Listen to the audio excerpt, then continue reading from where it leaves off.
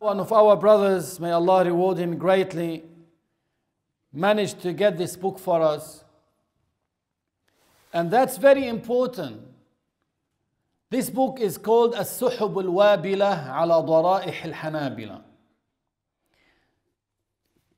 So it's like biographies of all the scholars in the school of Imam Ahmad ibn Hanbal. He would put a biography for each scholar in the school of Imam Ahmad ibn Hanbal. The author is Muhammad bin Abdullah bin Humayd, the Mufti of Mecca, who died in the year 1295. So over 100 years, so nearly 150 years ago. I wasn't born at that time. My Sheikh wasn't born at that time. So he died long time ago. So this Mufti of Hanabila in Mecca, the best city, the Mufti of Hanabila in Mecca authored this book, and he talked about the scholars in the school of Imam Ahmad ibn Hanbal. And this book was published years ago, and even the Wahhabis themselves published this book without realizing what is mentioned in it. Then we had a copy of it, and many sheikhs got a copy, and they started warning against and telling people about this book. When they realized what is mentioned in it, they reprinted the book, republished it. That's in 2017. 2017 by Muassasat Al-Risala. That's volume 2. But they did not remove the original text, but they tried to refute what is mentioned in the original text in the footnote. I'll read what this Mufti of Hanabila in Mecca said. So basically, when he's talking about the scholars in the school of Imam Ahmad ibn Hanbal,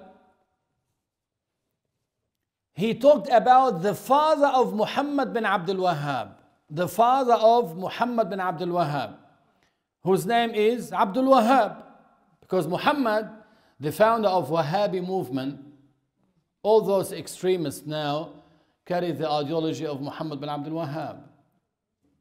His father was one of the sheikhs in the school of Imam Ahmad. But he did not mention his son, Muhammad bin Abdul Wahhab, the one that the Wahhabis call Shaykh al-Islam. He didn't mention it because he's nothing in the school of Imam Ahmad ibn Hanbal. He mentioned about his father, and I'll read what he said.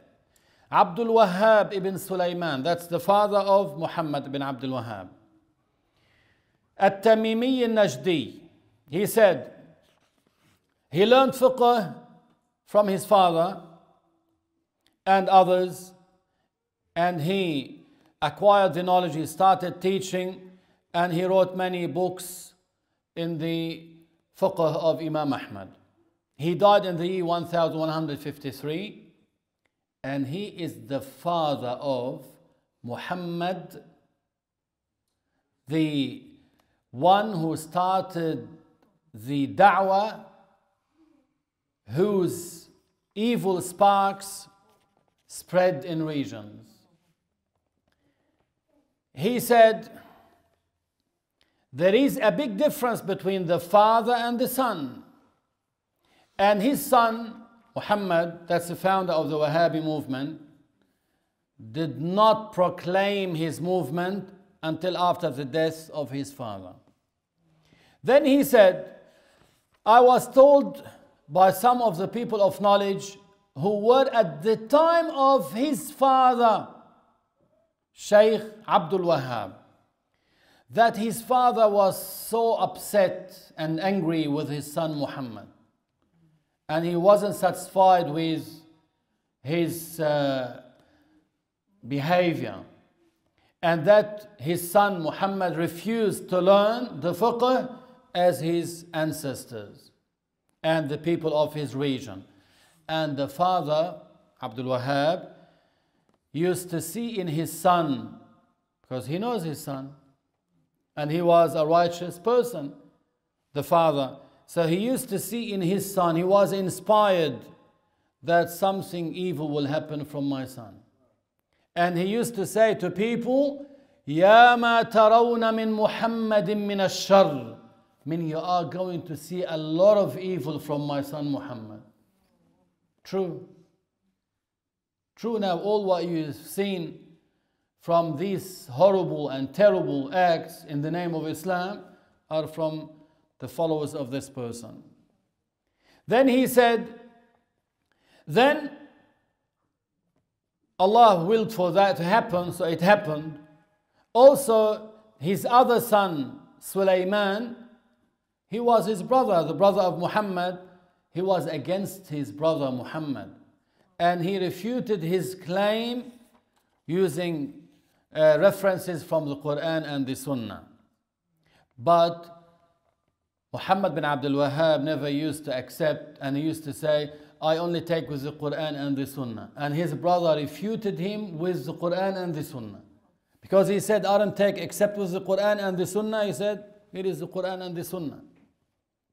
And Muhammad bin Abdul Wahhab never used to listen to any scholar from those before or after, and from the former or latter ones, except for Ibn Taymiyyah and his student Ibn al-Qayyim. And that's what they do now. They say to you, Shaykh al-Islam Ibn Taymiyyah. Say Imam al-Shafii, they don't like it. Say Imam Abu Hanifa, they deemed him a blasphemer to Abu Hanifa. Say Malik, they don't like it.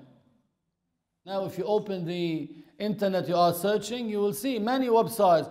They say Shaykh al-Islam, they say Ibn Taymiyyah said, or Ibn al-Qayyim said. Those are the references.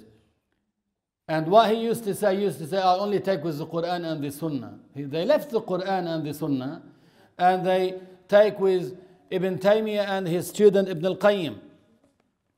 And he used to see the words as if they are explicit texts that cannot accept any ta'wil. And he used to take what they said and go around and convey to people. Then he said his brother authored a book called فصل الخطاب في الرد على محمد بن عبد الوهاب. His brother authored a book against his brother, this one Muhammad bin Abdul Wahhab. And he said Allah saved him from his evil and his plotting. Because he said if anyone were to oppose him, he used to kill him. Either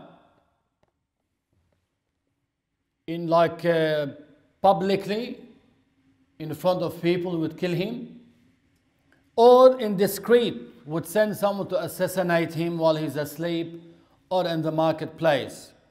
Because he used to deem as a blasphemer anyone who opposes him. And he used to deem killing him as permissible. And that's what they teach now.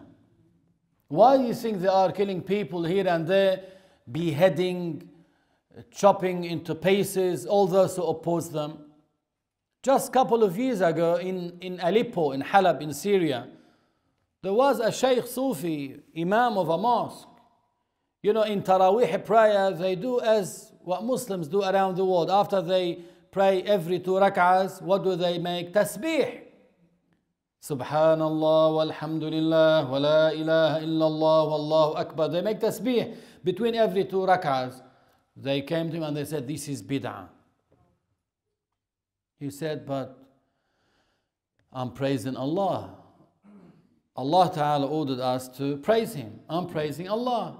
They said, you don't praise Allah between the prayers. It's not in the prayer. Even in the prayer, you can praise Allah in the prayer. The prayer, what is the prayer? What is the prayer? Supplication, praising Allah, glorifying Allah, that's the prayer. So they said this is bid'ah. He talked to them.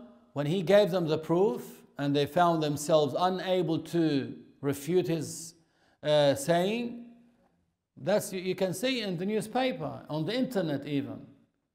They waited for him at Fajr time. As he was leaving his house, they assassinated him, they killed him. That's what they do, and that's the, what do you call it, the act of Muhammad bin Abdul Wahhab. He said there was a person who was insane, and he was known in his region, and they would give him a sword, and they send him to kill someone. That's it, he would go straight to him and kill him. He's insane. So he said Muhammad gave him a sword and told him to go to kill his brother Sheikh Sulaiman while he was in the mosque by himself. So they brought this insane person, it's like a robot. They brought him and then they released him in the mosque, go and kill him. He saw him. Sheikh Sulaiman was in the mosque by himself. When he saw him, he got scared. He knew that he's coming to kill him. But once this insane person saw Sheikh Sulaiman bin Abdul Wahhab inside the mosque, he dropped the sword and he started saying, لا تخف إنك من الآمنين. Don't be scared, you are safe. لا تخف إنك من الآمنين. He said it many times, and the author said, undoubtedly this is a karama for this righteous Sheikh. Sheikh Sulaiman, his brother. So why his brother authored a book against him to refute his claim, so people can be warned. So you won't be tempted. You go to a place and you see someone, or on the internet or on YouTube, now they are filled. So you can start learning, and you say sometimes they might mention something and you like it to catch you, then you start listening to this guy. It's like poison in what? In a cake. Poison in a piece of cake. You hear something, they might mention something true, and they put efforts, soundtracks, whatever for it, then you like listening to it. But once you are watching more and more videos, they start spreading and dispersing the dalal, false beliefs to people. That's why knowledge is your vaccine. You want the vaccine from all these false beliefs, knowledge of the religion is your vaccine. Once you get that knowledge, that's it. You are immunized against all these diseases that are widespread. That's the treatment. That's what you need to take in order to be protected, because your religion is the most precious thing you have. Do not put it everywhere. That what will take you to paradise. Hold tight on your religion. Learn. That's why when you acquire that knowledge, inshallah Azza wa Jal, you'll be immunized against all these corruptions and false beliefs you might hear here and there.